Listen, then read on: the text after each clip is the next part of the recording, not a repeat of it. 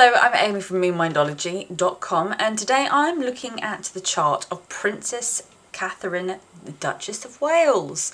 So a lot of people have been talking about her since she went for some planned abdominal surgery recently, and she hasn't been seen, and she's well, she hasn't really been seen until I believe yesterday, and she was on leave from public duty. And everybody's been saying there's more that's going on and kind of blowing it out of proportion.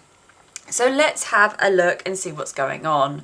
So the first ruler is in the 12th, so that does create an Arista yoga. So there can be problems with health and confidence in that regard.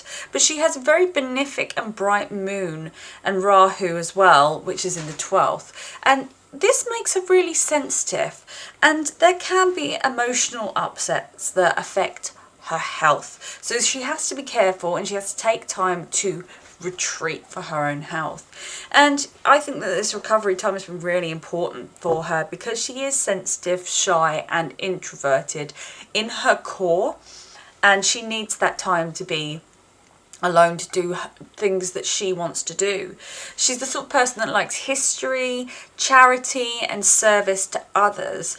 And there can really be problems with irrational fears in some cases and feeling alienated. And there can sometimes be signs of addiction and or escapism as well. So her mother, there could have been some kind of problems with addiction, as this is something that Kate is rather passionate about. She campaigns for addiction a lot, and that would have been inspired by somewhere. And I can see that there is possibility of her mother having some kind of emotional issues or addiction. And I would say that she feels like she's in the wrong place or she doesn't fit in. I really think that she looks at the opulence that surrounds her and there is a sense of guilt in some way. I think her immune system is a little bit delicate and there could be something that maybe impacts her hearing as well. But she loves to travel, and I bet she's one of those people that collects little trinkets from everywhere that she's been. And as much as Meghan and Harry complain that they were invaded by the media, Kate also feels this, but she doesn't voice it, but it is a deep feeling that she gets. But she's very good at finding a deal, and she's interested in other cultures and religions. So there's a Gaia Kasari yoga here as well, and that's really great for wealth as well as being a sure sign of somebody who has eternal optimism. And this is great for marital longevity as well. So it can make her husband popular, and of course, he is. Mercury and Venus in the 7th. So this is a nice Raja yoga, which makes this house really strong, and it gives opportunity in this area. And of course, her husband is royalty, so it makes sense. So her husband, William, it also speaks of there's a relationship that's based on communication, and Mercury being in here is great for business. So William can be emotionally detached with Mercury here, but you know, Venus gives a lot of charm. But Venus in the 7th is not positive in a way that you'd think it would be, because sometimes when you stick the associated planet that is associated with the meaning of that house in the same place, it can be a lot of energy for that area of life, and so there can be a lot of problems. So it can be quite lusty, which can lead to situations where there can be infidelity as well, or even overindulgence. But this is the house of business as well. So Kate will be very talented in representing an organisation and coming across as charming. And of course, she fits that part very well. She is our little national treasure. Saturn and Mars are in the 3rd house. She's incredibly ambitious and competitive, and I really do think that she would have played some kind of sport, and she would be athletic as well. But there can be problems with quarrelling and being separate in some way from her siblings. She's got a firm and stable personality, and that doesn't change with time. She's incredibly focused and careful with written word, and she's very disciplined. But there can be a lot of problems in early education. And although I'm sure she was a good student, I know that she was bullied and she did have to change schools. So, that's difficult. And that's what you get when you have a lot of malefics in your house of schooling. But she's a very hard worker. And at the same time, because you've got those two planets together, there can be a real feeling of frustration. There is a link to the 7th house, so there can be a lot of frustration from her marriage, and she does, with Saturn here, it's really strong, it gets Digbara in this house, so, there is a lot of commitment and long-term planning for the future, and she may be really interested in science and technology as well. There's also Parivartana Yoga with Saturn and Mercury, which makes these two planets really, really strong. And so that brings a lot of positivity to these houses that they are in.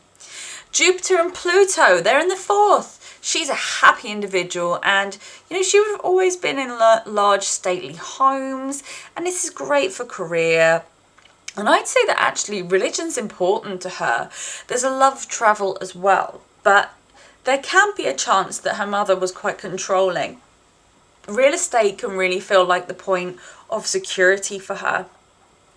And, people with Pluto in this position, there can be a real feeling like they don't have security, like their feet are not on the ground, like they could have everything taken away from them. So there can be an obsession with having stability, having property as well, in order to feel like they have somewhere. And there can be a feeling of scarcity as well. And it's all related to this deep-seated fear of losing control. So Uranus is in the 5th, and this can give rebellious and unconventional children. But there's also a genius mentality to the children as well. There can be sudden gains and losses in Kate's life, and there can be an interest in unusual things. And this is great for her imagination and her creativity as well. So I imagine I wouldn't be surprised if she was the sort of person that wrote short stories for her children and did stuff like that. The Sun, Neptune and Ketu, they are all in the 6th house. So with malefics in the 6th, it gives overall good health, but there can be difficulty with disease that's hard to diagnose or pinpoint. So, and also as it's in the 6th, there can be some problems with digestion as well. She'll be very interested in self-help, and she probably wants to make a difference in the health industry as well. And as this is the house of service to others, that's what she does, and that's why it's got so much prominence there. The Sun is in a bit of a poor house, so there could have been some problems with her father. He may have been distant or even quite ill, and there could be a tendency towards suffering from bacterial diseases, viruses, parasites, that kind of thing. And there's an interest in humanitarian efforts, and she can also spend time taking photographs as well in the daytime. So the 6th house talks about what you do in the day. K2 is here, as is Neptune. They both represent photography, and as we found out recently, she likes to edit her own photos sometimes because she's an amateur photographer. I don't know what all the drama about that was. Anyways, as I said, there's an interest in humanitarian efforts, but I'd also say that she likes pets as well. But there can be some problems with servants who are perhaps dishonest, and there can be gossip in the work life. And of course, she was recently a victim of gossip because of these photographs that I mentioned, or photograph. There can be potentially food allergies as well. And I'd say that she's somebody who's quite sensitive to the external world. So she probably feels a lot of things. And she's currently in the dasha, or the cycle of Mercury and Jupiter. And as Jupiter rules the 6th, that gives us some insight into her health scare recently, as there is an activation of this house. Mercury rules the 12th. That's hospitals. And then, interestingly, the 3rd house, which is the 9th from the 7th, is activated. So we have problems with her husband's father, as well as there could also be problems with siblings and her husband's siblings as well. So looking at the transits, we're looking at Mars and Pluto. They're both in her 7th house at the moment, so there can be power struggles and issues going on in her marriage. And, you know, this will probably get a little bit harder the closer it comes to Pluto, because Pluto's gaining on her Mercury, and I think it's going to transit over there in April 2027. So that's when she could have, you know, a real shake up in her life, maybe concerning her husband or a contract of some sort. But she'll still be in the dasha of Mercury at this time, so it's going to be really poignant as well. Saturn is currently sitting in her 8th house, so this can create disease and problems, and as there is an aspect to a 10th house, this is making her career suffer as well. But Jupiter being in the 10th at the moment, it's protecting her career to some degree, and there is also an aspect to a 6th house, so Jupiter is protecting her daily activities and her health. But when Jupiter changes signs, she won't have that support from the great benefic, and there could still be scandals and problems for the next couple of years whilst Saturn is in her 8th house.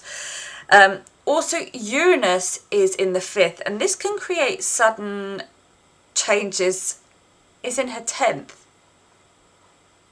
It's in her 10th.